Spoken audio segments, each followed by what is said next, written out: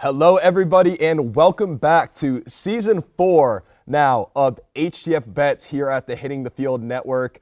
I hope everyone had a great winter break, the happiest of holidays. We are back now in the studio here at the campus of UCF, and we're going to give you all of your betting spreads and lines for throughout this semester. Stay with us because because Season 4 of Hitting the Field Bet starts now.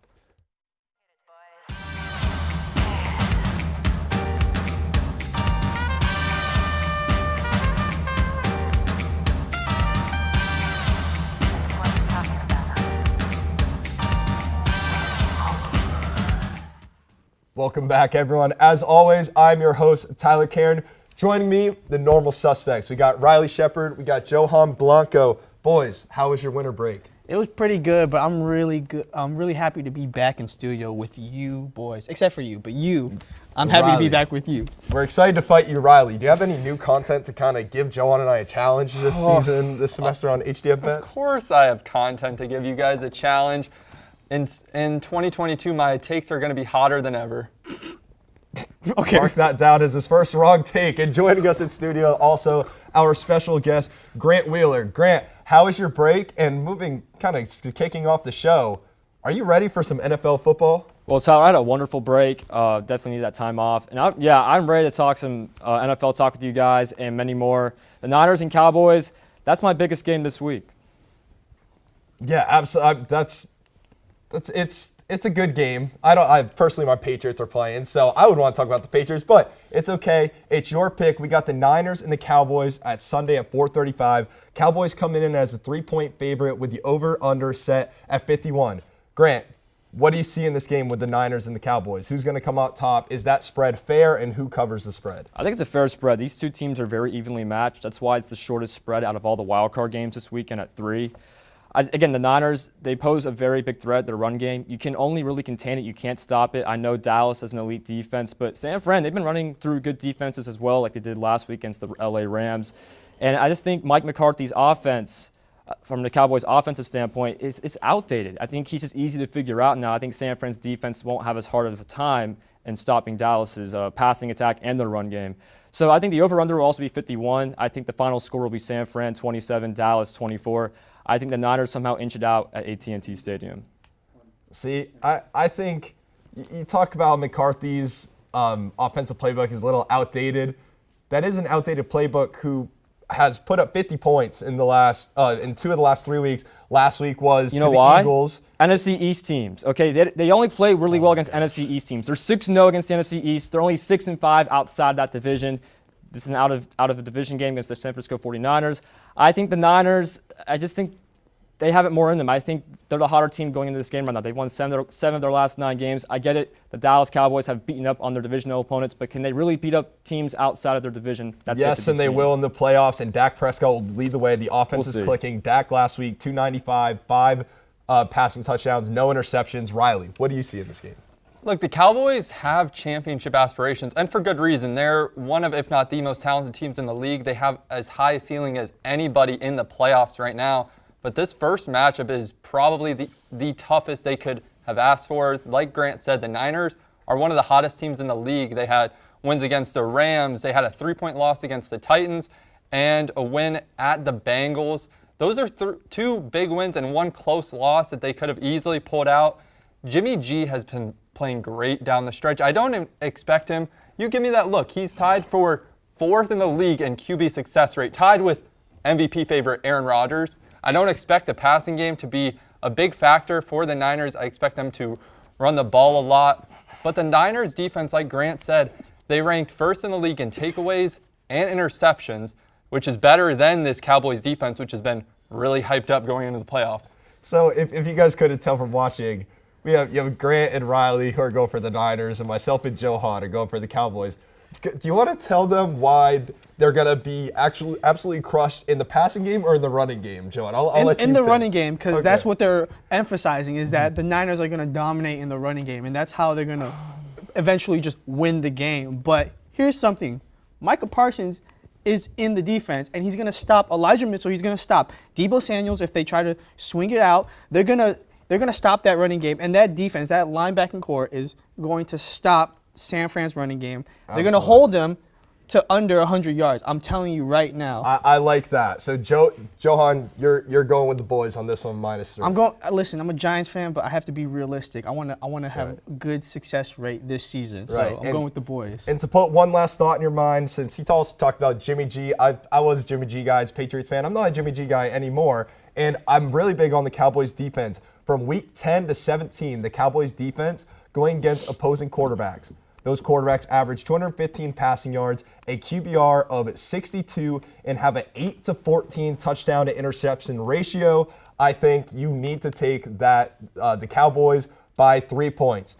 Transitioning over to basketball, we have some NBA action. We have Klay Thompson. He's back in the NBA after so long. Doesn't matter who you're rooting for. That is something that you love to see in sports. Someone coming back from an injury, and Klay Thompson has come back pretty well. So we're going to focus on the Warriors versus the Bucks. Riley, this is your game of the week. Tell us about it. This is my game of the week, and for good reason. Look, Draymond and Jrue Holiday will both be out, but this is an NBA Finals preview, and we're getting a little bit early. The Bucks and the Warriors haven't played against each other in over a year. Draymond out. His presence was missed Thursday when the Warriors played the Grizzlies. He only played 7 seconds, got a foul, then limped off the court with that calf injury. But this is still going to be an exciting game. Both of these teams are struggling. The Bucks have lost 4 of their last 5. The Warriors have lost 3 of their last 4. So both teams needing a win. And I'm curious what your guys' opinion is about this matchup. Yeah, I'm definitely excited for this matchup. Is Grayson Allen guarding Klay? Oh, he's going to get cooked. He's getting cooked. He's getting cooked. Chris Middleton will most likely be matching him. I don't know. I mean, if Chris Middleton's guarding him, then Klay might have a harder time. But if Grayson Allen's guarding him, over 20 on his head, guaranteed. You said Jrue Holiday's in jeopardy of not playing. Jrue Holiday is doubtful. So who's going to be on? Stephen Curry, the league MVP. If Jrue Holiday is out, which he is doubtful. Would it be Wesley Matthews? It would be Wesley Matthews. So that's where Steph is going to cook. The Warriors average 14 made threes per game. That's up there for, I think it's top 3 in the league right now. The Bucks allow 14 made threes per game, which is the second worst in the league. That plays. But don't forget, Otto Porter is on Giannis, and he's gonna have a really hard time because Draymond's out. So Otto Porter has that assignment against Giannis, and Giannis is gonna drop 30. It's gonna be interesting. Steph and the Warriors have been struggling from the field the last 4 or 5 games, which is why they've lost 3 of their last 4. That Steph is only shooting about 30% from 3, about 33% from the field. And Giannis, I mean, there's really no one with Draymond out that can stop him going into the paint. And speaking about the Bucks a little bit more, Bobby Portis has been playing unbelievable basketball. He's had a career year, averaging about 15 and 9. He will be starting at center, and for a good reason. With Brook Lopez out, he's only played 3 games. Brook Lopez, I believe, has played this season. With Brook Lopez out, Bobby Portis has stepped up huge. He has. And if Brook Lopez comes back before the playoffs, this is going to be a scary team. Yeah. Grant, we're going to get your final word on this. The game is pretty much a pick'em. The Milwaukee is favored by 2. That's only a bucket. It's pretty much a pick'em at this point with the over-under set at 223.5. Who do you see coming away with this one? Give me the Warriors. Milwaukee's down Jrue Holiday. That's actually a big loss. I do like how Riley brought up Bobby Portis. He's been playing amazing for the Bucks lately. It's going to be a very close game. More on the defensive side, I don't know if it's going to hit the over. I think the Warriors, though, will come away, win by about 3 points, but they will cover. All right, we're going to leave it at that. There you go. You have your expert opinions here now on NFL and NBA. Now we're going to switch over to the fighting expert. We got Johan's game or fight of the week, Calvin Kattar versus Giga Chikadze. Johan, tell us about the fight. All right, the very first card of 2022 for the UFC, a top 10 card in the featherweight division. Calvin Kattar, he hasn't fought in over 12 months. This is his first fight since fighting Max Holloway. People will wonder how he's going to do with the long layoff. I think he'll be okay, but I do not think he'll beat Giga Chikadze. One reason is because in his last fight, he took over 445 total strikes against Max Holloway. That is a record in the featherweight division. And taking that much punishment, you're never the same fighter. And also, he's also susceptible to counterpunchers. And Giga Chikadze is an elite stand-up fighter. He's an elite kickboxer. Has some of the most lethal leg kicks, body kicks, head kicks in the UFC. The only problem that I have with Giga is that he hasn't gone 5 rounds yet. He's only gone 3 rounds. So cardio might play a factor in the fight. But I think he's still putting it together as a complete MMA fighter. He's still working on his ground game. He's still working on his jiu-jitsu and stuff like that. But I see this being a very competitive striking matchup. But I see Giga Chikadze becoming a new top contender in the featherweight division. And I'm curious, what if you think that Kattar can take the strikes from Chikadze, because he did take over 440, like you said, and he's never been knocked down. He's never been knocked out in his career. So I'm curious if you think he'll survive that elite kickboxing that you touched on. I think he will. It's hard to say because most of the strikes that he took from Max Holloway were more of like head punishment, and Giga Chikadze is a really good, body puncher and really good at hitting the body. And I think that his strikes are so powerful that it could shut down the liver of Calvin Kattar, and that's how he could get stopped. I'm not going to say that he might get stopped this Saturday, but there's a good chance if he gets hit with a liver kick, because Giga Chikadze is one of the most lethal kickboxers that Glory Kickboxing ever produced. And I think that his transition from kickboxing to MMA has been so seamless. And Chikadze he's on a 9-fight winning streak right now. He hasn't lost a fight since June 2018. And I really expect this to be a striking battle. I don't think anyone's going to be knocked out. I think this is going to go the distance. And I really don't. You touched on the submission. I know he's working on his submission game, but I still don't think that's going to be a factor whatsoever. Who do you have though? I have Kattar. He's a favorite right now. But I mean, this is going to be an interesting bout. We couldn't ask for a better featherweight bout going into 2022. Like you said, it was a top 10 battle. Yeah, I definitely have. I have Chikadze in this battle, but let me say, I'm so impressed. You're way better than Tyler Riley at talking Sheppard, fights. he decided to join in on some fighting, taking my place to try to fight. He didn't fight Johan as much. I come in and fight, but Riley Sheppard, everyone, showing his knowledge about some boxing. Here we go. Moving on now.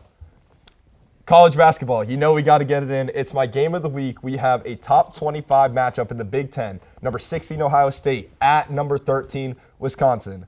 I'm going to let one of you guys can fight, because I know I'm against all of you guys, so I'll let you. I'll start this one off. This is a great Big Ten matchup, 16 versus 13. And this could easily be the Big Ten championship game. Wisconsin, as we all know, Johnny Davis has come onto the scene after averaging 7 points, was not even projected to get drafted in the 2022 draft. This time last year, he's now a consensus top 10 pick.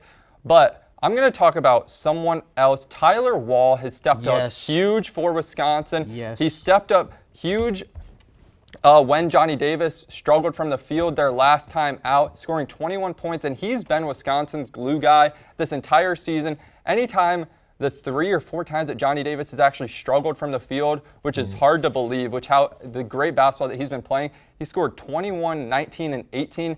And if Ohio State, if Ohio State manages to lock up Johnny Davis, expect Tyler Wall to be huge for Wisconsin. All right, I'm going to go against him. I'm going to say Wisconsin is favored by 3. I'm going with Ohio State on the road. They won their last matchup against Wisconsin. Wisconsin is 4-4 against the spread at home. I'm going with Ohio State. Look out for E.J. Liddell in the 3-point shooting of Malachi Branham. E.J. Liddell, I will give you that. He stepped up huge, scoring a career-high 34. Right. But the reason that I'm going with Wisconsin is ever since that loss against Ohio State, they've been on a tear, especially on the defensive end, taking down number 3 Iowa. Right. Yeah. They have been on a tear. It's a great matchup. That's all the time we have for segment 1. Stay with us. We'll be right back to recap our fantasy football season. Cowboys versus Giants. Why? Because I am a New York Giants fan, and I want my first pick of the week to be my team. I see an upset for the New York Giants this Sunday. Bet your entire savings, and I'm telling you right now, they're gonna win. I don't care what you say. It's gonna happen.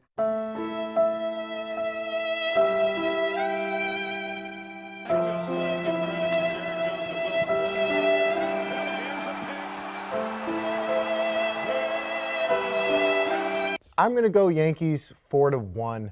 I think Garrett Cole's gonna give them 7 shutout. It's Garrett Cole. I trust him in this type of situation. 2-1 pitch. The Yankees lost to Boston in the wild card game, and I told Johnny if my boys lose, I'd come on the show in this. I have to go with the Raiders, I think, for this one. I don't see them losing.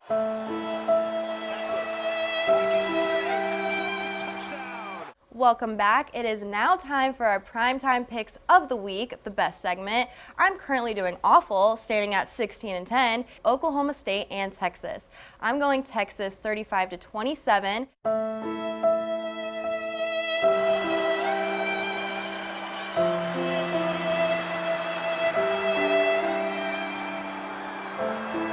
UCF keeps the 30 points per game streak alive. I'm going to go 35-10. UCF wins.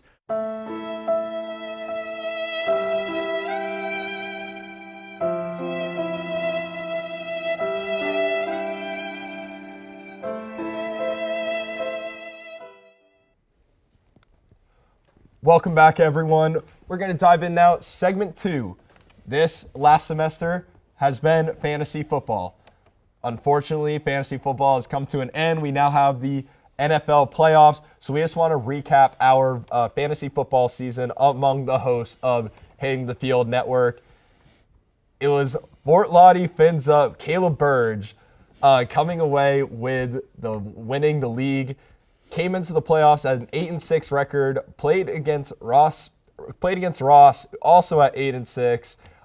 Just a little sad backstory. I was actually above both of them. They weren't even going to get in the playoffs when coming into the last week. I decided to only put up 70 points. They both jumped me, pushing me out of the playoffs, pushing them both in.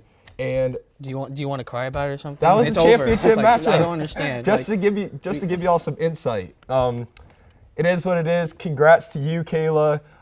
Johan, you got some booms from this season and some standouts and some busts from this season. I want to hear them. All right, so let's go with my booms first. Let me go with the standouts.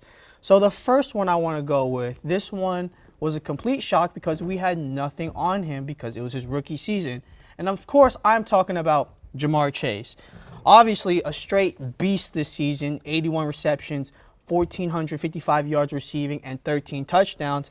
He averaged 17.93 fantasy points this season throughout 16 games because, we only go till week 17 in our thing. So he was a beast. He was a points per reception monster. And that last week in fantasy, whoever had him for 50 points, if anyone had him for their championship game, you better be thanking him. You better be thanking him that you won that championship because he went off when it mattered the most in fantasy season. My next one, this is a fantasy pickup. So if you picked him up, you did pretty well in your fantasy season. And that's James Conner out of the Arizona Cardinals. Obviously, not that flashy. 752 rushing yards, but he did have 15 touchdowns, which is tied for the most in the NFL, or it's tied for the second most in the NFL, and he averaged 14.4 points this season. He was really good pickup, and he was really good because the Cardinals always used him in the red zone. That's where he was mostly used. Whenever there were 20 yards in front of the red zone, James Conner was always getting the ball. So James Conner was the other guy that I think should be my boom this season. I had Chase Edmonds, so James Conner was he was a real pain for me. Gave up a lot of points in fantasy on the touchdowns from the running back. Riley, what do you think about Johan's two booms of the season? I really don't have a problem with either of them. There were a ton of booms that we could have touched on if we had more time. There were so many different guys that stepped up, and this really just proves how important the waiver wire is in fantasy football. I was kind of looking at our league's moves this season, where how many players you dropped or picked up, and I want to say the average was around 20 moves this whole season, and that just proves that it's not just on draft day. Draft day does not reflect what your season's going to be about. So I have a question. Again, as Riley said, I don't think there's anything wrong. I think Jamar Chase is a lock, has to be on there. Right, now, of course. where I maybe would have thought James Conner, who he did finish, I think he was sixth most in fantasy in the season for months running back. Or he was in top 10. Yeah, he was top 10 for sure. So good, and especially as a pickup, I think he's there. But I want to talk about the guy throwing to Jamar Chase. Joe Burrow not make that cut?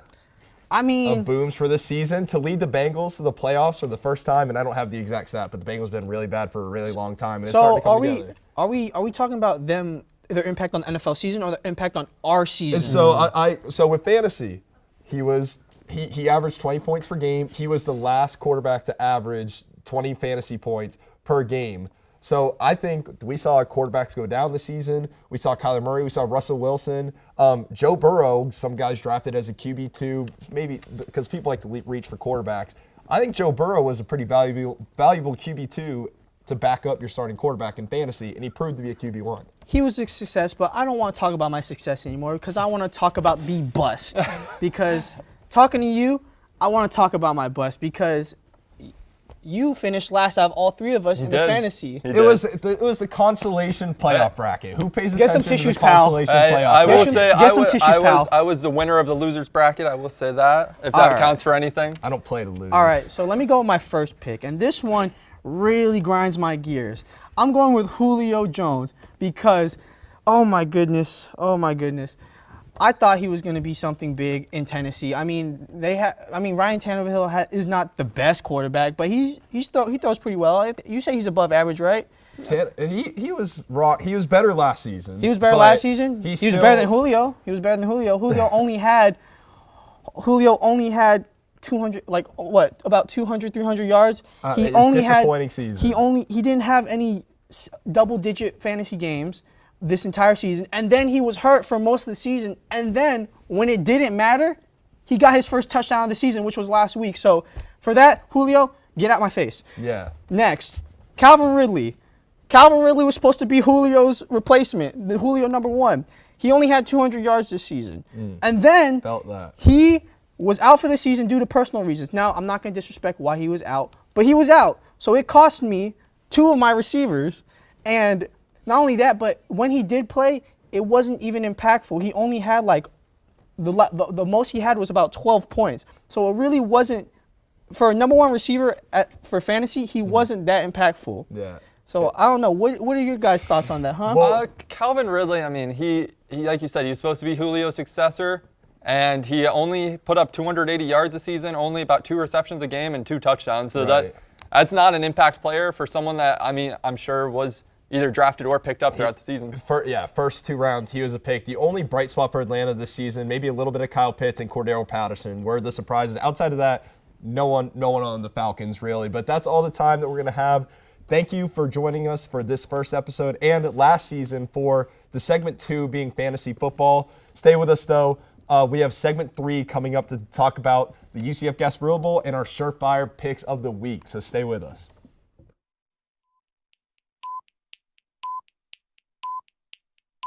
I'm in charge of the meeting this week. So you know what we're going to talk about? Basketball. The second thing we're going to talk about this week is basketball. Okay? And the third and last thing we're going to talk about is basketball. Yeah. It's ridiculous. I want to quit. Take that. Look at the screen.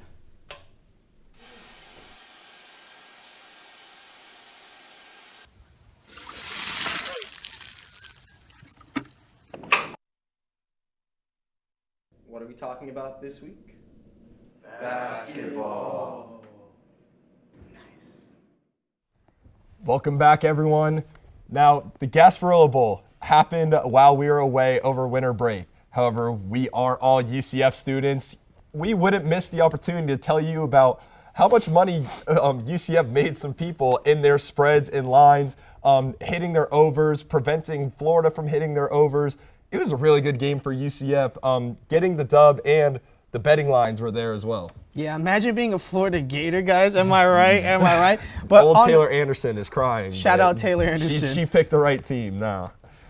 No, and look, this is a huge confidence boost for UCF going into next season. I mean, we've had a ton of transfers since then, but this is just a great big win against an SEC team going into the 2022 season, finishing 9-4 when, you know, it looked like the season was over as soon as Dylan Gabriel, Isaiah Bowser got injured at the beginning. But look, this is an exciting team. This is a young team going into the next season. I'm very excited to be a Knight. Yeah, and I think UCF did exactly what they had to do. It wasn't a perfect game on either side. No. UCF did exactly what they had to do to win the ball game. And Florida fans, if you're an excited Florida fan going there and you're putting money, starting quarterback, starting receiver, starting running back, you had a tough day in the betting world. They held Emory Jones, held him under 221 yards, which was his line.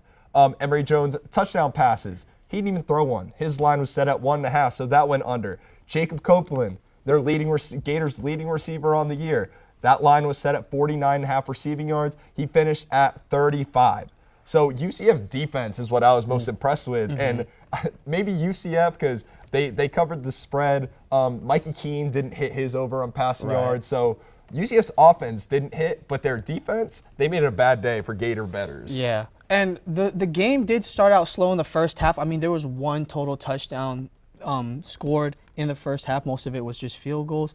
But overall, once the third quarter hit, that's when everything started to turn for UCF. You know, Ryan O'Keefe had an amazing touchdown. I mean, Isaiah Bowser, pounded the ground. And, he pounded that defense. And I think that, it was just an overall, with all the injuries and all the struggles with, people staying healthy, it was a successful season for UCF. Yeah, absolutely. It was a great way to cap it off and cap off our last UCF football season. Riley, he'll stick around for next year. So let's see what the Gus Bus can do going forward. But to end off this show, we have our first surefire bet of the season 4 of HTF Bets. Now, this is something we introduced last season where we talk about all these bets throughout the show, but this is the one that you have to take.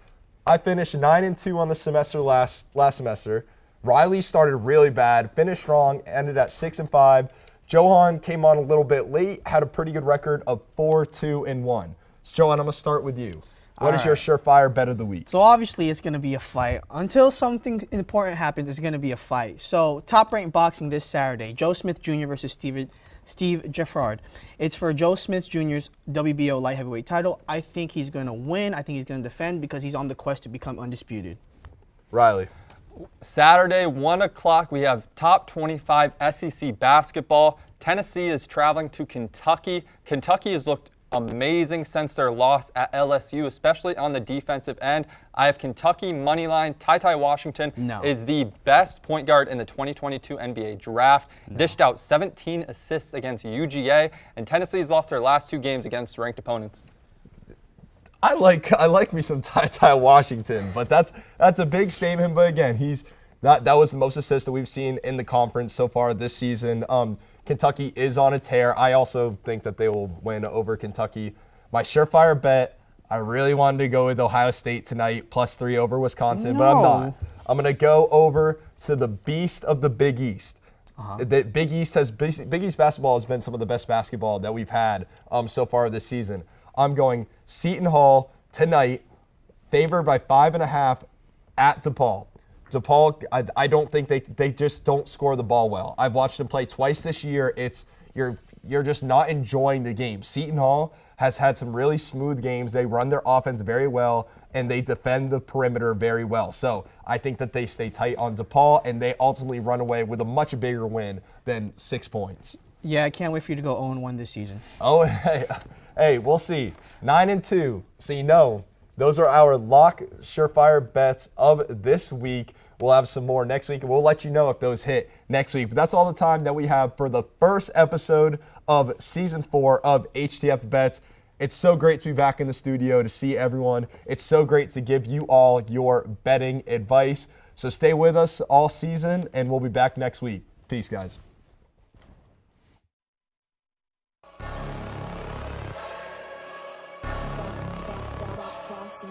Things gon' change when I really hit the field.